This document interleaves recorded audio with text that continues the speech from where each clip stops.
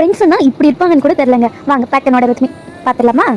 இந்த அக்கா நம்ம வீட்டு பக்கத்தில் தான் இருக்காங்க. ஸோ டேரெக்டாக வந்து பார்த்து எப்போவுமே வாங்கிட்டு போவாங்க. ஸோ இவங்க போட்டுட்டு போகிற கிளிப்ஸ் எல்லாம் அவங்க ஆஃபீஸ் கொலீக்ஸ்லாம் பார்த்துட்டு சூப்பராக இருக்குது, எங்கே பர்ச்சேஸ் பண்ணுங்க, எனக்கும் வேணும்னு சொன்னாங்க. ஸோ அதனால் திருப்பி நம்ம கிட்ட வந்து அவங்க கொலீக்ஸ்லாம் வந்து ப்ராடக்ட்டை வாங்கிட்டு போனாங்க. அண்ட் இதே மாதிரி செகண்ட் ஆர்டர் பார்த்துடலாமா? வாங்க. ரேண்டமாக இன்ஸ்டா வீடியோ பார்த்துட்டு நமக்கு ஒரு பையன் மெசேஜ் பண்ணியிருந்தாங்க. காலேஜ் தான் படிக்கிறாங்க.